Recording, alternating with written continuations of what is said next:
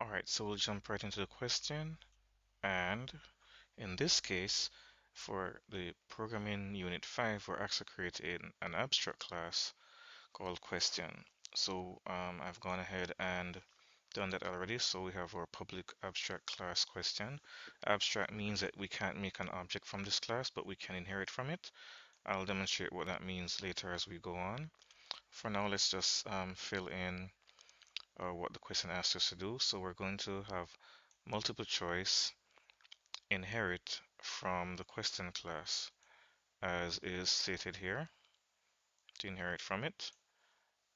All right, so that means we're going to extend the class in practical terms.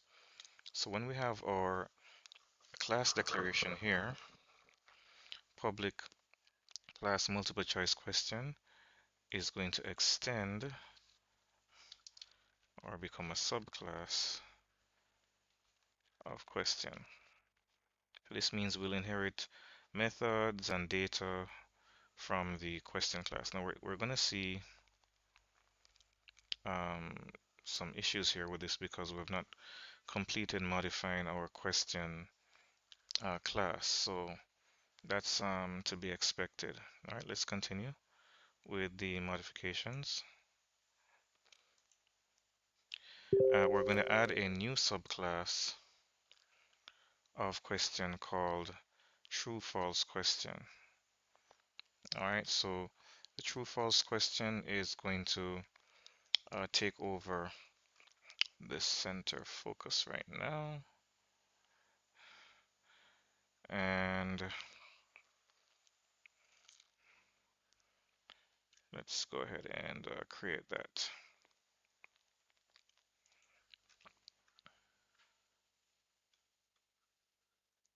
All right, so true-false question will be a class by itself. So we're going to create that file now. Again, you can do this in Eclipse as well. True, false, question.java.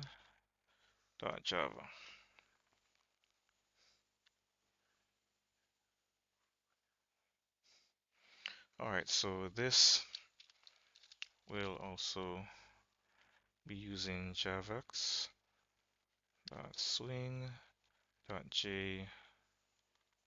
option pane.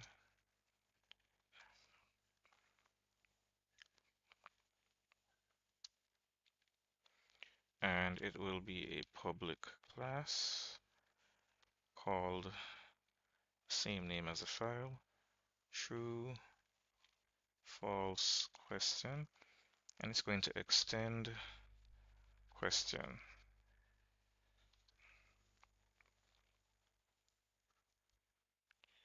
All right. So we will be using some cutting and pasting to move some of the information around. All right, so for the question class, it's saying here that we need to have, well, we have the abstract keyword there already. We did that. We're supposed to add variables and methods to the question class that will be inherited by the other subclasses, right? So from multiple choice question, we're going to have n questions, n correct question, correct answer. So our multiple choice class needs to be fitted with those. So we'll do that right now.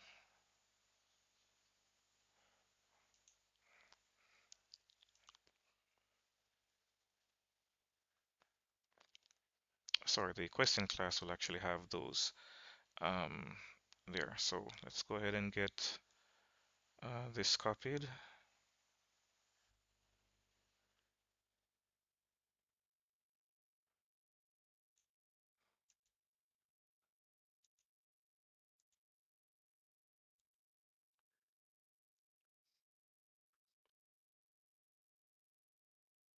All right, let's see what else we need there. All right, so we need string correct answer, correct variables question, correct answer, instance method check, and the class method show results. Do not copy the constructor or the instance method ask. Alright, so let's make sure that we have all that there. Alright, we already know what this does, so I'll just get rid of the comment there just to get some space here. And we need a method, an abstract method, as it says, ask. Alright, so we are going to need the check method, instance method check.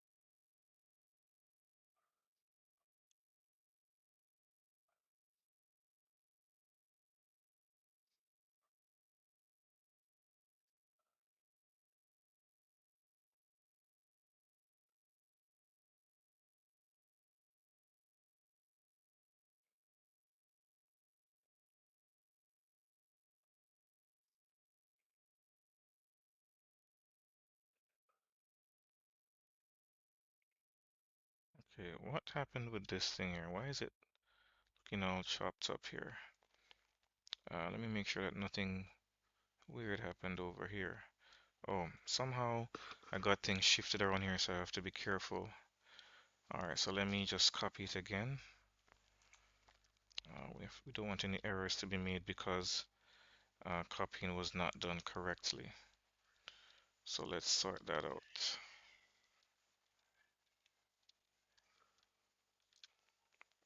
Alright, here we go.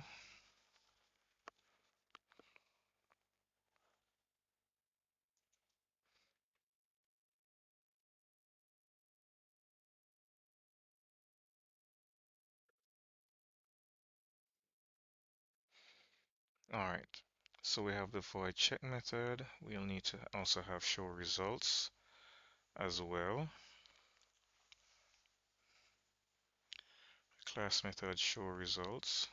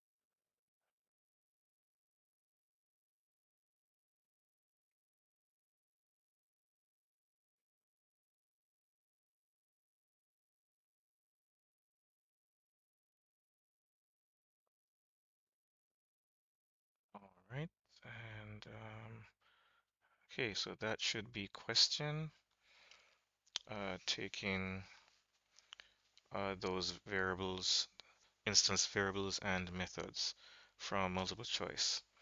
All right, so let's make sure that checked off. Okay, yes, and we did already have the ask method and abstract ask method. We took care of that.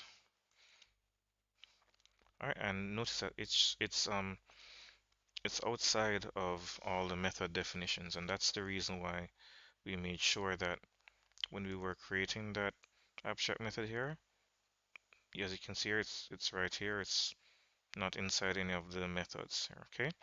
Now we don't create a function or a method body for this because it's just when you create an abstract function, you simply are stating that any child classes that come from this parent must have an implementation of the abstract string ask. You must use it. You must have that defined somewhere. We're actually going to see where that is used. All right, so let's move on. So all right, we just imported the JOptionPane package a while ago. All right, so we need to have um, a multiple choice question being prompted for a change. I need to see if I can just make this font size a little smaller here so we can better handle this question. So let me just adjust this.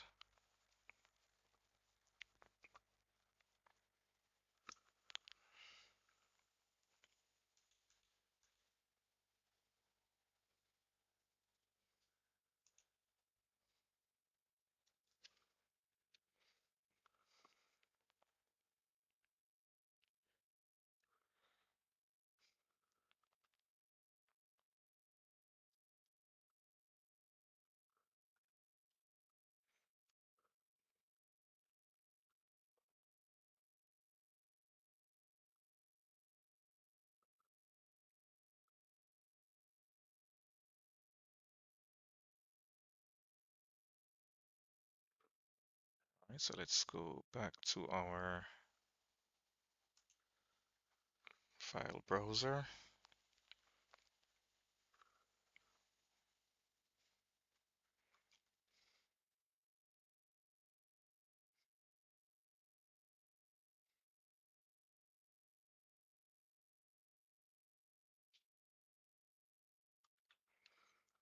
Multiple choice question class.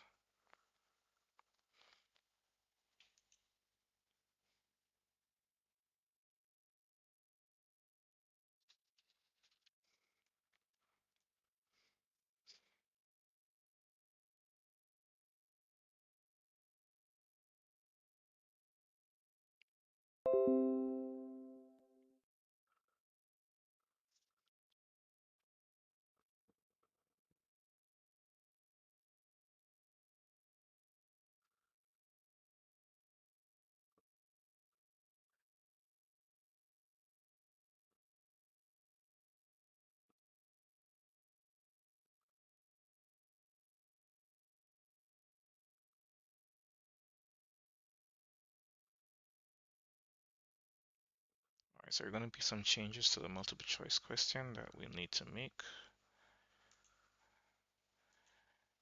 And let's get to that right now.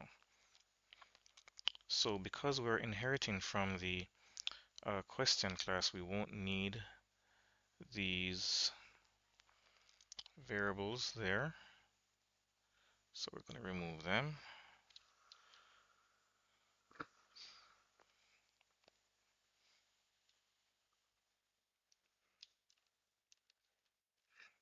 This is actually extends, it's missing an S.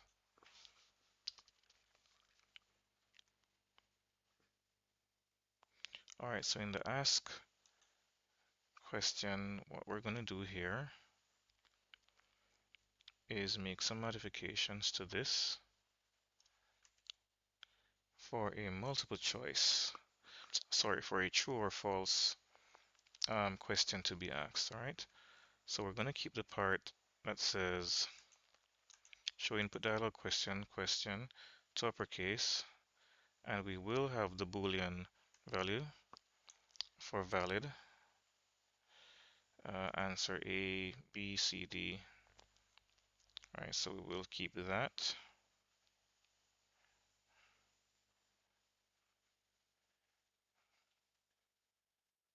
A valid return answer. Okay, great. So all of that is fine there.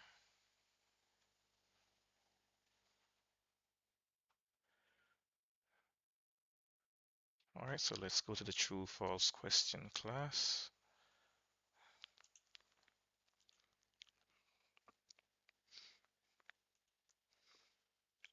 All right, so this needs to have a special true or false question implemented here. So that's what we need to do for this one. So we're going to actually have it do a similar thing to the multiple choice question when we're asking.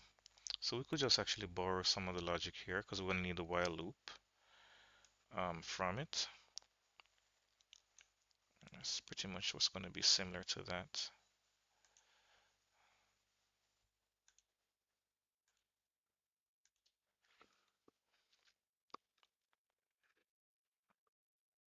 All right, the difference here is that we won't be using the A, B, C, D options because it's just going to be true or false, right? So we'll go ahead and say the